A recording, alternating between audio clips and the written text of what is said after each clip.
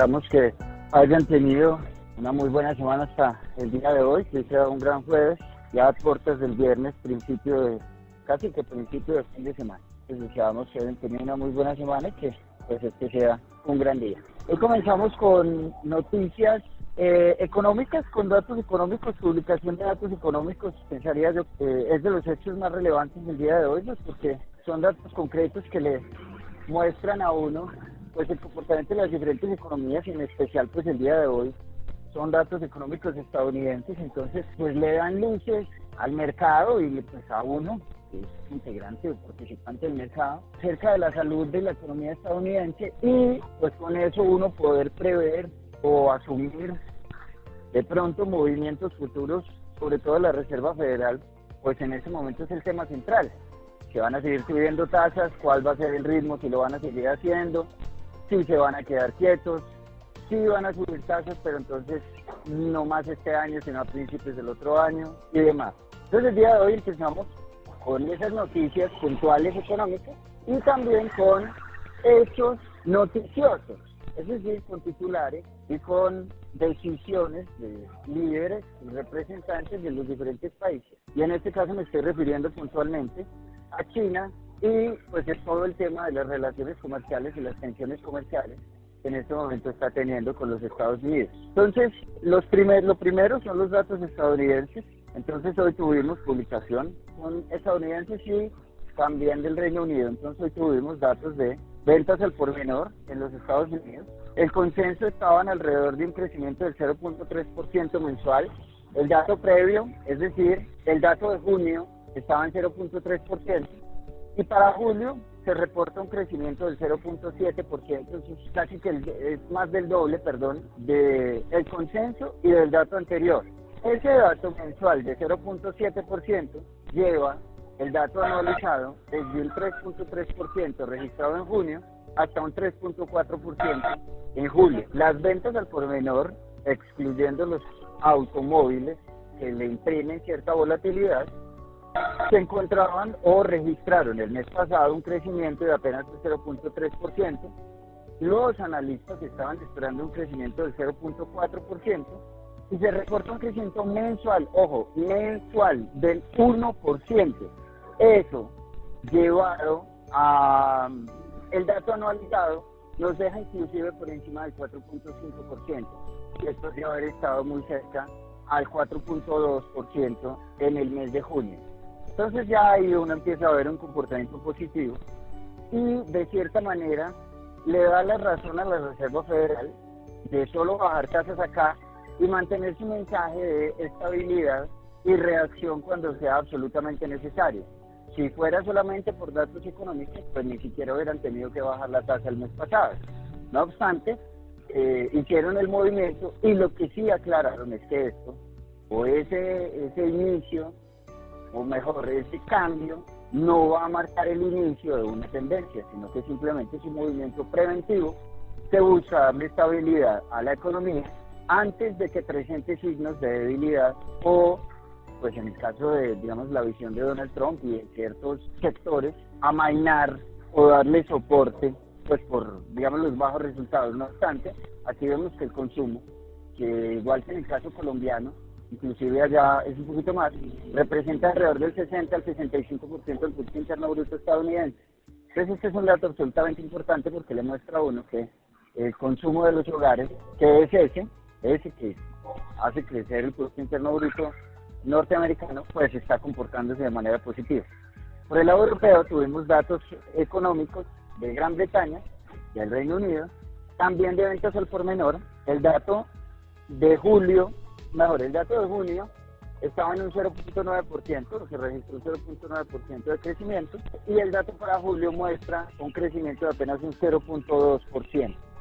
Eso pues le muestra, bueno, primero de crecimiento, pero de cierta manera llegan a ser positivos estos datos porque el consenso del mercado estaba en un decrecimiento, es decir, una contracción mensual del 0.2%.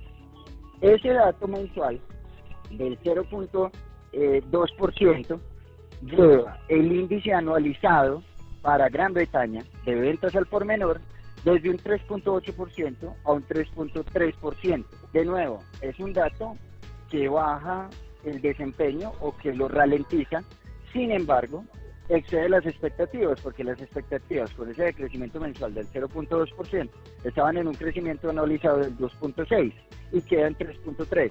Entonces digamos que son datos mixtos en la medida en que realmente pues bajan, es decir, son bajos, que ralentiza el desempeño, pero las expectativas de los agentes del mercado son superadas.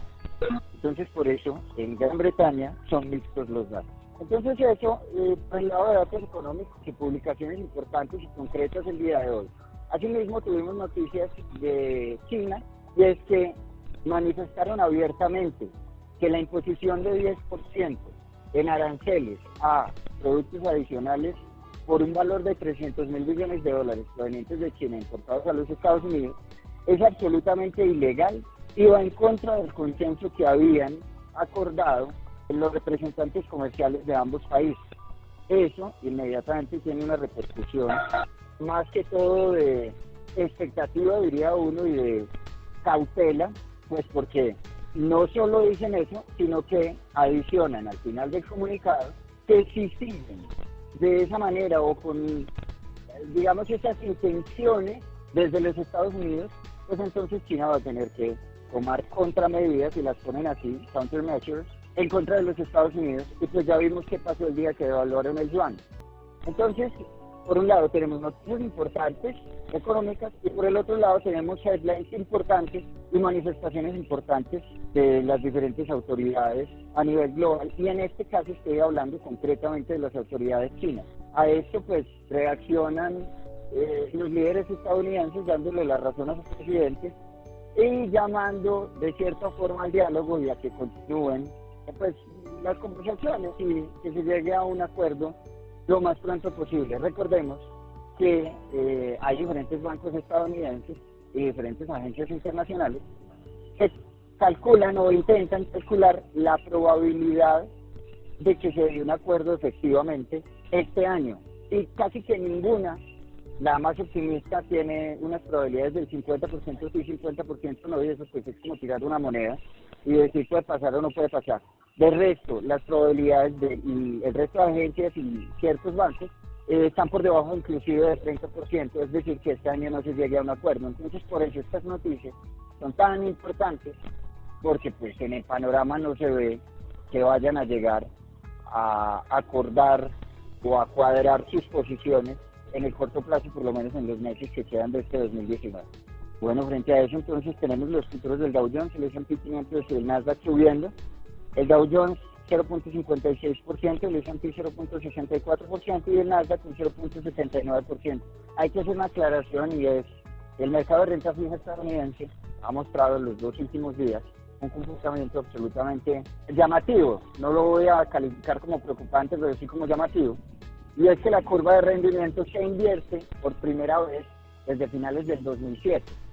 ¿Por qué es importante? Porque cuando la curva de rendimiento se invierte, es decir, que las tasas del corto plazo son más altas a las tasas de largo plazo, se dice que estadísticamente una recesión podría venir desde el mes siguiente hasta un plazo de 2 años. Es decir, que eso es una señal que le indica a uno que a partir del momento en que se da, puede pasar un lapso de 2 años o menos, ojo, o menos, no hay un tiempo preestablecido, sino un rango de tiempo en el que se pueda dar una recesión. Entonces, tuvimos unas ciertas sobrereacciones en los últimos 2 días, los bonos de 30 años por primera vez por debajo del 2%, y al día de hoy que la situación se ha normalizado de cierta forma y tenemos una curva cuya diferencia entre las tasas de corto plazo y mediano plazo está levemente positiva, es decir, se devolvió el movimiento y ya no está invertida, pero está absolutamente plana y a puertas de seguirlo haciendo.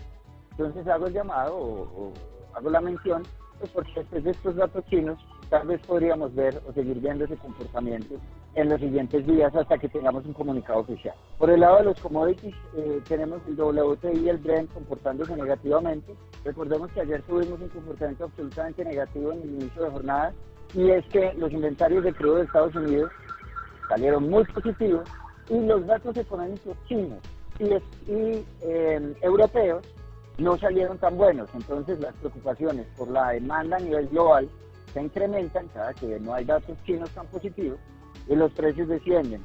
Hoy el comportamiento continúa de cierta manera. Tenemos el WTI sobre los $54.99, eso es una caída del 0.43%, y tenemos el Brent sobre los $58.63, lo que representa una caída mayor al 1% de 1.43%.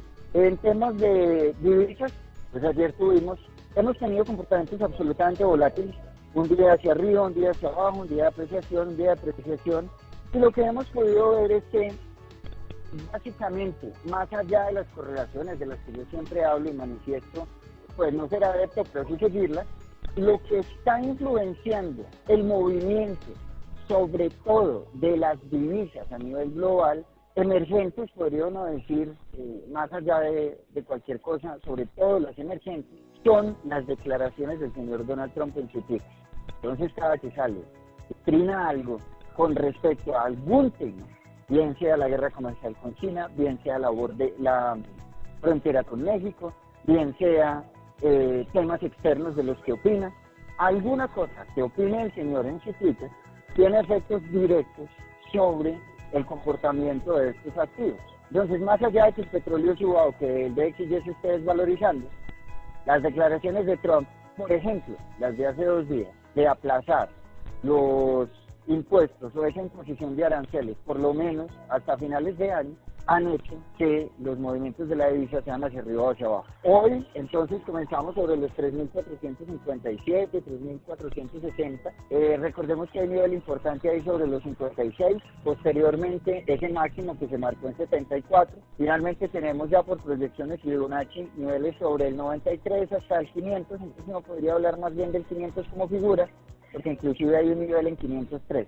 Y finalmente abajo está el 426, luego tenemos el 400 como figura, finalmente hay un nivel o un soporte sobre los 393 más o menos, después vienen los 380, finalmente viene la zona de fluidez hasta los 45, 46, y ya de ahí en adelante pues ustedes conocen los niveles 315 y 303 en realidad.